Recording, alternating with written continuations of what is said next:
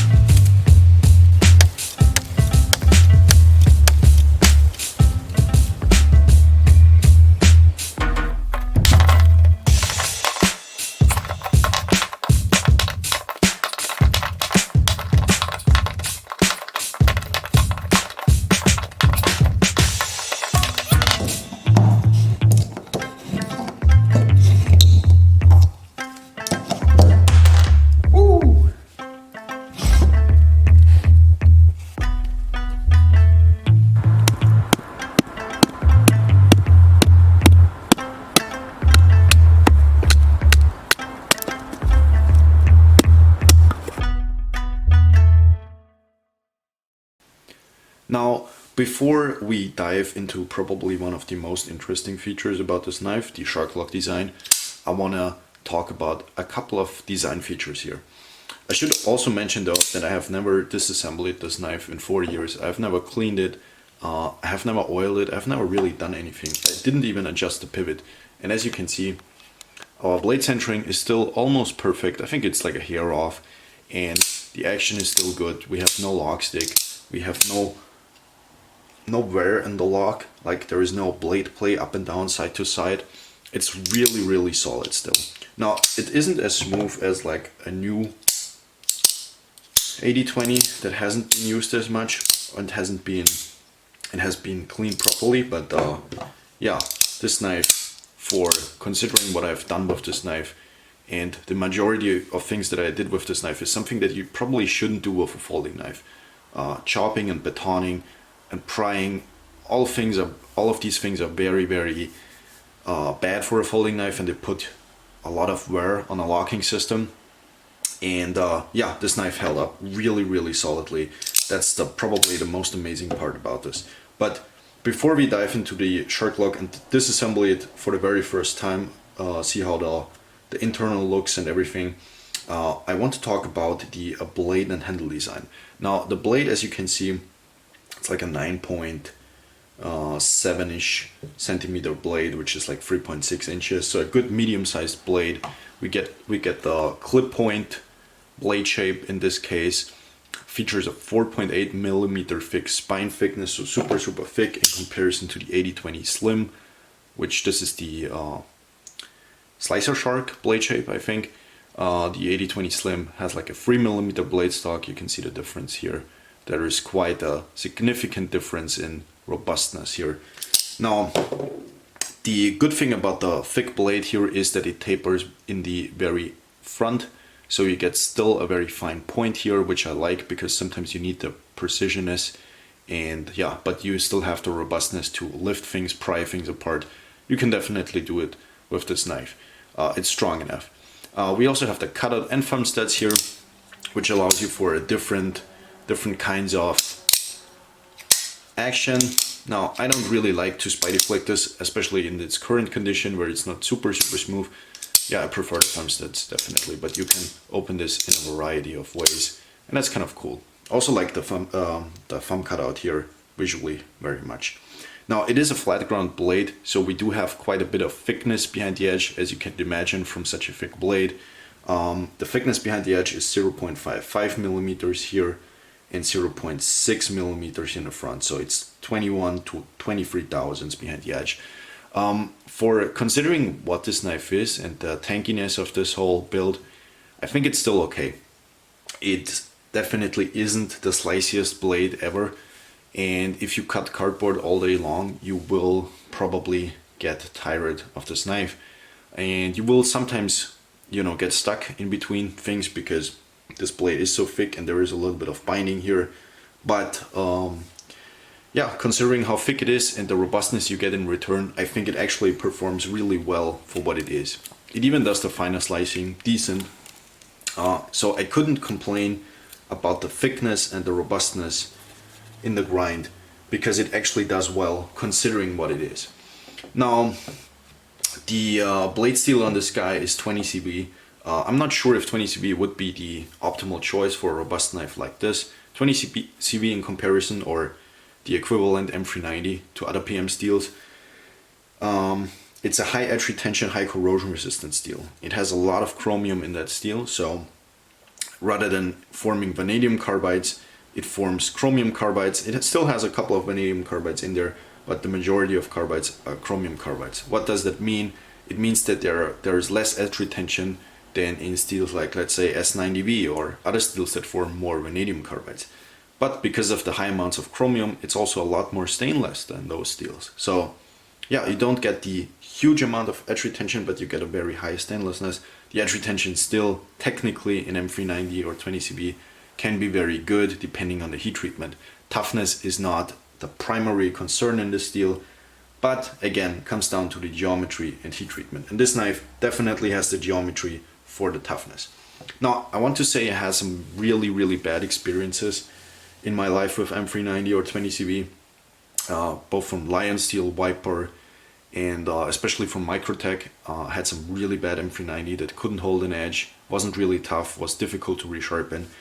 This steel, however, I want to say is very well heat treated. This was probably the best example of 20CB or M390 that I have ever seen in a long time. It sharpened up really nicely on ceramic stones. It stropped well. I mean, it didn't strop amazing, but you could definitely strop it back after sharpening it and refining that edge a little bit. I didn't have any issues with chipping, even though I betoned it. I betoned some frozen wood. I chopped a lot of things with it. I did some really crazy stuff with this. I digged in the dirt. You know, all those things are very tough on an edge, and this knife held up really fine. I guess the geometry here paid off.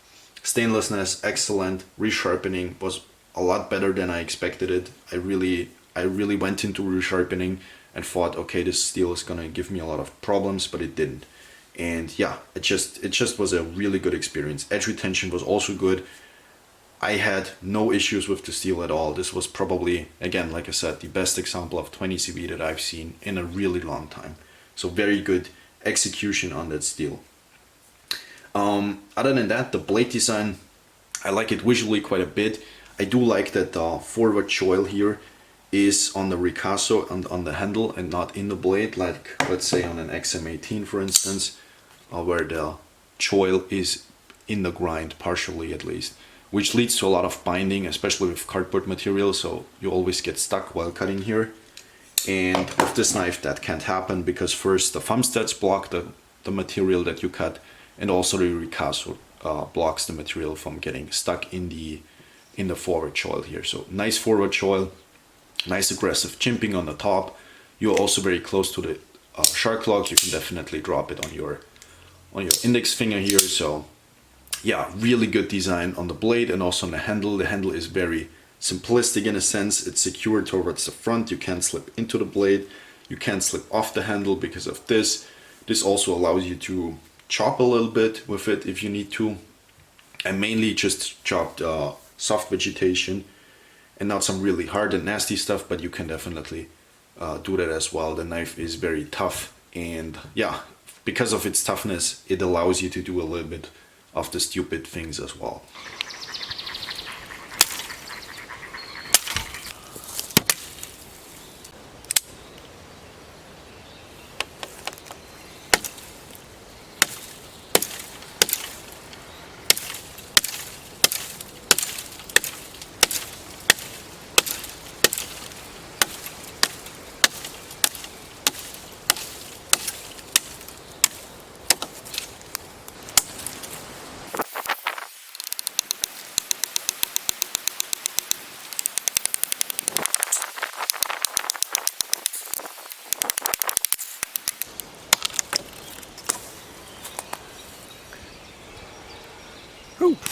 Now there's a little bit of boxiness in the handle, which there is something good and bad about it. I think the boxiness, I mean, sometimes you feel that it is a little bit too blocky. It's kind of weird because some of the Demko AD20s, they have the rounded off G10. As you can see, the orange scales here are much more contoured than these. So I don't know why they have different kinds of scales on the market. Some of them are more boxy than others. But the good thing about the boxiness is that these scales allow you to direct the edge a little bit better. Boxy scales do that a lot, where you can adjust your edge alignment a lot easier because your hands have the same curvature basically than these boxy scales, and that kind of allows you to direct the edge and hit a little bit cleaner, which is very important if you, let's say, chop things. So yeah, good and bad about the boxy scales. I think they're totally serviceable. I do like them quite a bit in actually use. Now what's really great is that even the forward choil here is designed in a way so even if you grip it in reverse grip, this doesn't pinch you, this corner right here. So it's a really good, well-designed handle. I think it allows for a saber grip, it allows for a hammer grip in different positions. So Andrew Demko did a really good job on the handle design. Nice texturing on the front here and on the back, I guess, on both sides. The diamond texturing is aggressive, but it's also smooth at the same time. I do like it visually, and feeling wise, I think it helps quite a bit. The pocket clip is definitely not a deep carry clip at all, which you wouldn't expect from a knife like this. There are aftermarket deep carry clips available though. This knife is definitely meant more for a construction site and not for an office job in the end of the day. So yeah, I get it why it's not deep carry. The ramp of the clip was facing quite a bit far down when I received it, so I had to bend it up ever so slightly to make it work a little bit better. Other than that, I think the clip works fine. It might not be the visually most attractive clip, but it does work actually very fine. So now that we talked about the design of this knife, I want to get into disassembling it and look at the shark lock a little bit closer. Now, before we do that, I want to say the shark lock is really great because it kind of combines the features of a lot of different locking systems. So usually locking systems that are very long lasting are kind of slow to open and close, which there's nothing wrong with that, but locking systems that are very quick and easy and very fidgety, usually like the crossbar lock, rely on like 2 omega springs, which have a certain amount of cycles. Cycles meaning the amount of times that you can open and close such a knife without the springs failing. But eventually, after years, sometimes even decades, the springs might fatigue and actually break. And also the crossbar lock, for instance, is a very complicated lock in terms of the internals. There are a lot more parts than on other locking systems. And I do like the shark lock because it relies on a coil spring. The coil spring is protected by 2 liners that are only partially where the lock is, which is great because you don't have liners through the entire knife. So yeah, save some weight where you don't need the weight. The coil spring is a lot longer lasting, and the lock is still very, very fidgety and smooth. And this lock is also very addictive to play with. So yeah, let's actually have a look inside. It appears that we have a T10 pivot screw and the T8s on the body screws. And I like how they did the clip. The screws for the clip are actually also the screws for the entire handle, as it seems. So these seem to go all the way in there. I think that's what's happening here. Again, I'm disassembling this for the very first time, so I don't know for sure, but yeah, I think that's what's happening here. I like the partially open construction, so it's closed in the front, open in the back. We don't really see that ever with any other locking system, so that's kind of cool. Something different, something new.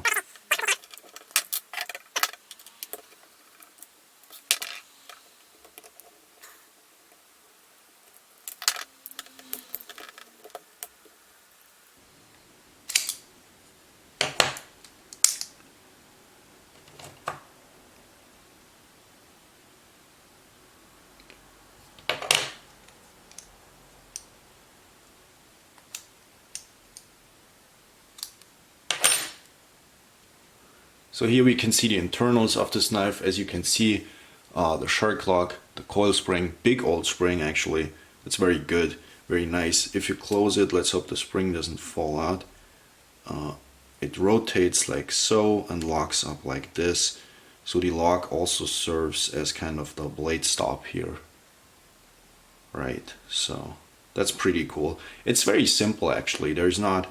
It's not a very complicated knife internally. There's not a lot going on, and I think that speaks for itself.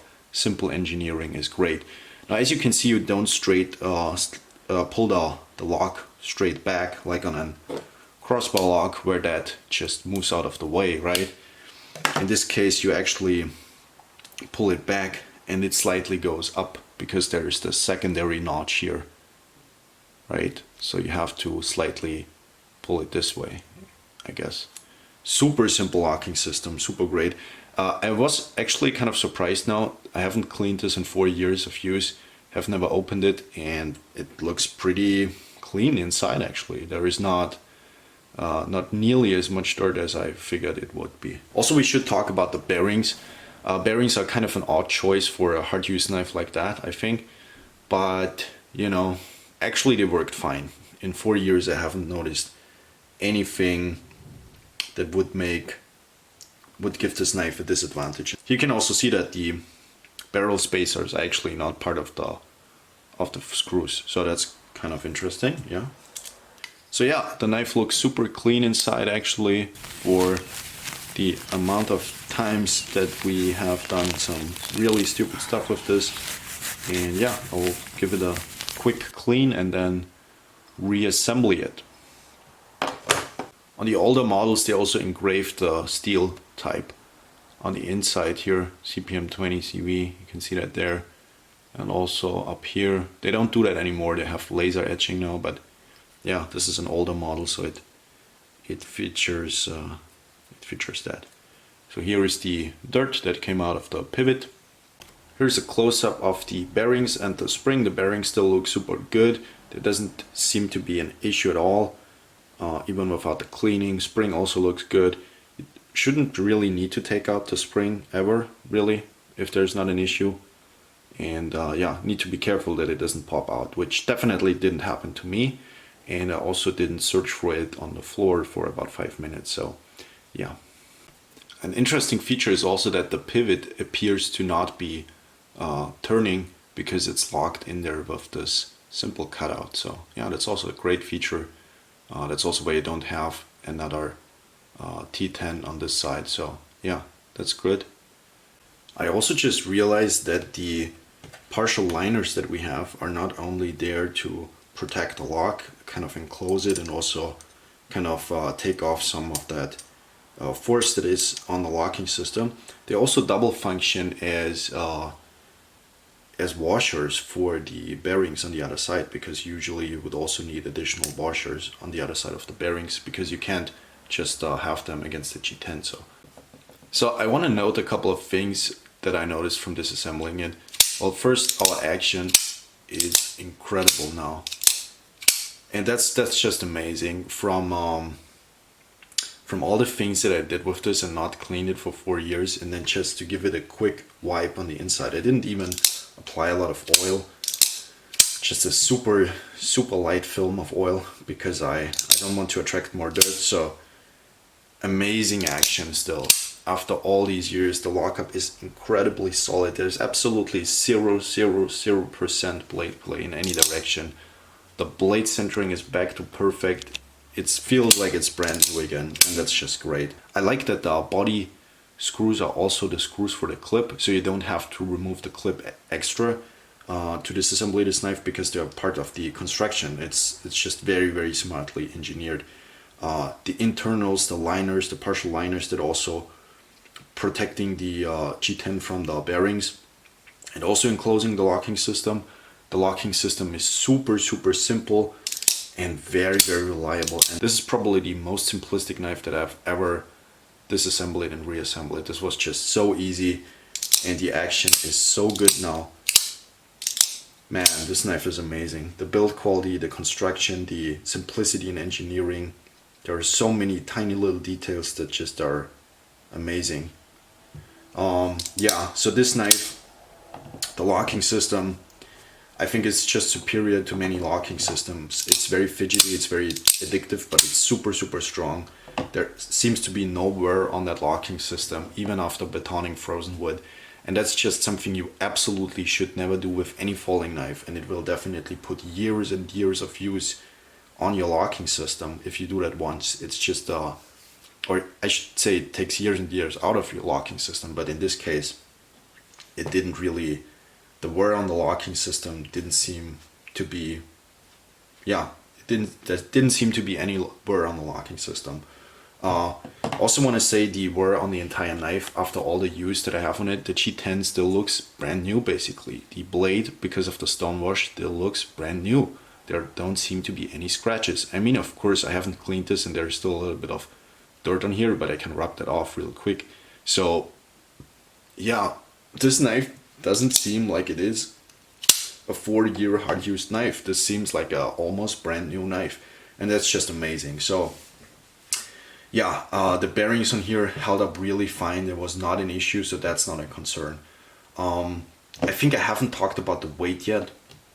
The weight on this guy is 175 grams, which is 6.1 ounces. So it's not a lightweight knife, but I think for what it is, for the tankiness, for the robustness that you get in return, for the longevity in the lock that you get in return, I think it's not that bad really. And if you compare it to other blades that have this blade stock thickness, I mean, that's really not an issue at all. It is kind of an adjustment to make to carry such a heavy knife, but once you made the adjustment and once you are fine with it, it's just amazing. And like I said, the robustness you get in return, really great.